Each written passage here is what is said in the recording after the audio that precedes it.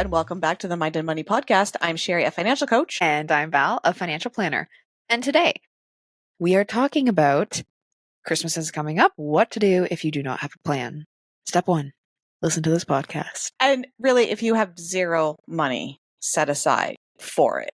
And Yes. Step 2 is go back and listen to the last episode where we talk about how to get creative with gift giving on a budget and ways to not spend as much money.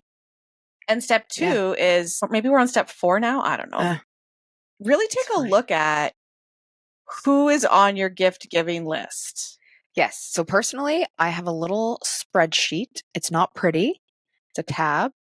And it says like, who are the people that I'm shopping for? And then on that list, trying to do your best to like whittle things down. So suggesting, be the person to suggest a gift exchange or a thrift game or a regift game, whatever. Or to also maybe have some really frank conversations. Yes. Around if you traditionally get gifts for your immediate family, whether that's parents, siblings, nieces, nephews, and just be like, you know what? Only the kids' gifts are in my budget this year. And that's going to have to be okay. And just really going in with some firm boundaries to those conversations, but then reevaluating, looking at your list. Okay, who is on my list? What do I anticipate a gift for them would cost? You can do this 2 ways. You can kind of like have your list and what you would expect to spend on a gift for them, or you can kind of reverse engineer it and look at, okay, it's X date whenever I'm listening to this, and I have X more pays before the holidays. Yes. And how much can I reasonably save from each pay to put towards gift giving? And then here's my budget. How do I distribute that amongst the people on my list? And then if you're just like, I really want to spend $500 and I could reasonably save $250, you can also get creative about, well, how do I make up that difference? Can I offer to deliver Christmas trees? I don't know. Can you have like your nieces and nephews over for a sleepover? Like it doesn't. Yeah. Oh, but like you're thinking in the sense like, of make some extra money. Make some extra money. Like, are there things around your house that you're not using that you can sell? So it's win-win. Yes. You declutter. Oh, maybe it's win-win-win. You declutter. Maybe you help somebody else get a low-cost gift for the holidays, and you get some money for a gift. So like, there's lots of ways that when you really know what you're trying to make up, how much money you need to bring in, that you can get creative with things. Lots of people need help around the holidays with things. Maybe you've got a skill. Maybe you are a very detailed cleaning person who you could put it out there to your local neighborhood group, being like, I have this Saturday and this Saturday who could use a deep clean of their house. Like, yes, a pre-Christmas party deep clean. If you've got skills, maybe you could help somebody create a menu or decorate for the holidays. Maybe you love to decorate Christmas trees and mantles and make homes look pretty. If you've got a skill, see how you can use it to lean into generating a little bit of holiday income. Yes. So mapping out who is on your list, making it skinny if you have to. There's nothing wrong with that. Putting either backing out from the number, being like, I have this much. Here's where I can spend in the different areas, or I want to spend this much per person. Here's what that total will be. Is that realistic? Do I need to make more money, sell something? And when it comes to the list, actually paying attention to what you get for that person and putting what you spend with taxes on the list. And yeah, that can be, I imagine, as somebody who doesn't track that stuff, because we don't gift for a lot of people, it can be impactful to go back and see in 2024, what did I spend? Who did I buy for? What did the gifts actually cost? Yep. To help go into planning for the next year. Interesting. It's very interesting to see, especially if you have family members that have like birthday and Christmas in the same month or just close together. So create a plan and don't be afraid to have those, again, harder conversations where you're saying like, hey, I actually just have to set a boundary with my money this year. Yep. And it's for my own financial health and my mental health. And the people that love you, they're going to support you. They won't care. No. And just think about if somebody that you cared about came up to you and said, like, the year's been financially challenging. I can't afford to gift for friends this year. I'm only going to be able to gift for very immediate family. So I'd love to hang out. We will bring some appetizers over. Can we spend some time together versus spending money. But Yes. if it's somebody you truly care about, like honestly, if you have a conversation with somebody and they're like, "Ugh, I'm so pissed off you're not going to get me a gift for Christmas," that might be Probably not a person you need. red flag. Yeah. Yeah, having those conversations, but also having that clarity around what do you want to gift people cost wise. And then once we get through the holidays and really trying not to lean on credit, I know January credit card hangovers can be a big reality. Mhm. And if you go into it with that plan, with that clarity of, maybe it is I want to spend $500, but I only have $250 that I'm going to be able to save between now and the holidays.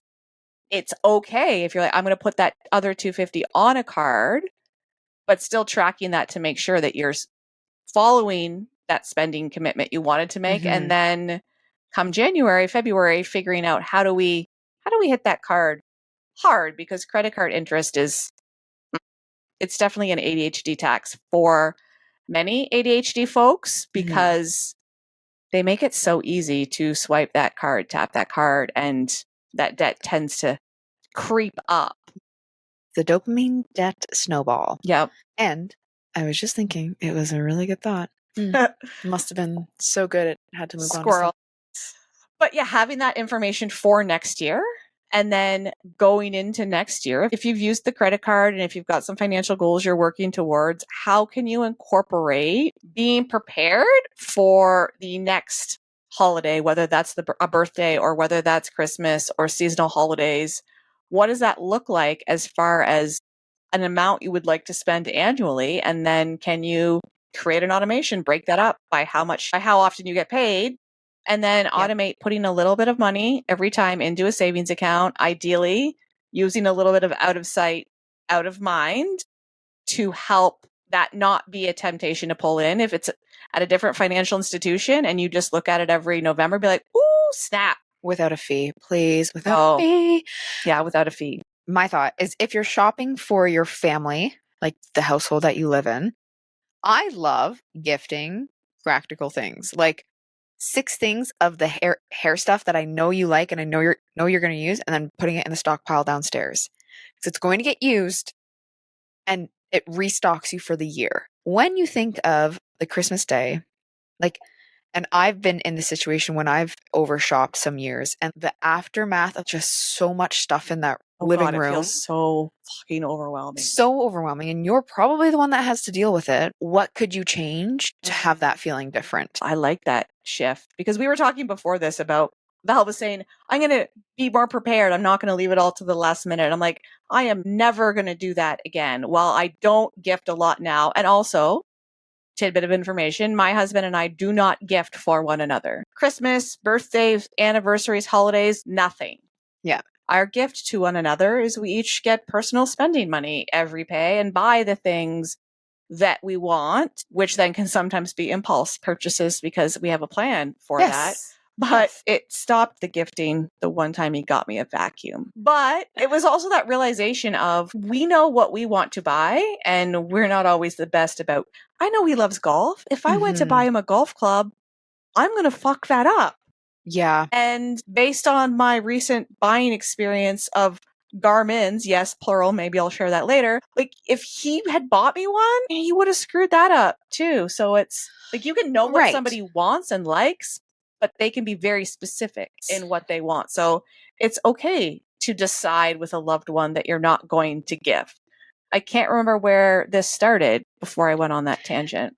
So you were speaking about how you and Jason do not gift, and I was talking about how, like, the household afterfact of that living room post Christmas morning, how that can feel and how you can change how that feels, right? So you had shared that shopping. The year that you did shop in advance, you would get the gift for Haley, put it in your closet, and then bring them all out on Christmas Eve to wrap them. I used to just last minute do all the things like the week or two before Christmas. And yeah, that one year I was sharing with Val, I was super prepared. I was buying gifts throughout the year, but then that's where my preparedness ended, because I just shoved them all into a closet. And there was definitely that feeling of remorse as I was pulling those gifts out to wrap them on Christmas Eve with, holy shit, what have I done? There is so much stuff. And I'm not going to just not wrap it all up, because otherwise it might just die in the back of my closet. But just knowing what makes sense for you when it comes to timing of purchasing. Yes. If you have ADHD and you are going to get out ahead of things and purchase throughout the year, have a way to track it or have a visual way. If you're throwing it all in a closet, have it be more of like in your face the next time you go to put something. Have a box or a laundry basket that's like, this is for person A. And then I can see, ooh, that laundry basket, she's got more in it than I want it to have. So I'm going to stop now. Yes. And I feel like it's always interesting between kids too. Like if you have multiple kids, keeping the financial spending on each fair isn't always equal. And a $200 set of AirPods or whatever they are now looks very different than $200 worth of children, like primary divisions toys. It's an adjustment too, and trying to show your kids that it's not just about how many things are there and the season is of living and being charitable, and the bigger picture, I think really helps. Not to like when they come down there, like, not that your kid's going, that's it, when they look at the tree, but to, I don't know, expand their mind around it. I think that can be difficult too, because kids are generally, the younger they are, they're looking at number of gifts. And as they get older, the gifts get more expensive and fewer gifts. And also one thing I really like that I do see every year around the holidays is to have those things that are the bigger things not be from Santa. Because if we're two kids going to school together and you're able to gift your kid a Nintendo Switch or AirPods or a new iPhone or whatever that is, the kid that sits next to them in math class might not be able to. And, you can imagine a younger kid being like, well,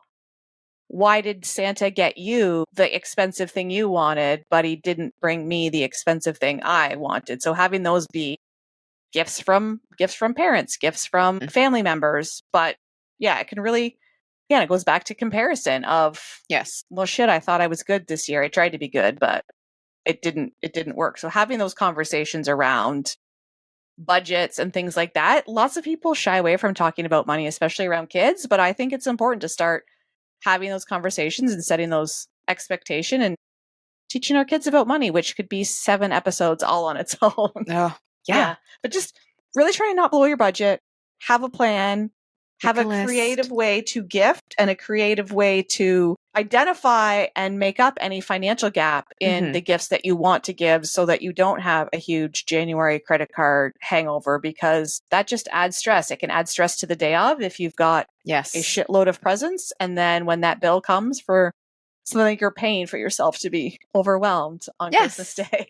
So keep track, have the plan, listen to this episode again if you need to. And then use that plan to set yourself up for success for future holidays so that you're more prepared, and knowing that you can adjust the expectations by having some of those hard conversations. Thanks for listening. And we will see you next time on the Mind and Money Podcast.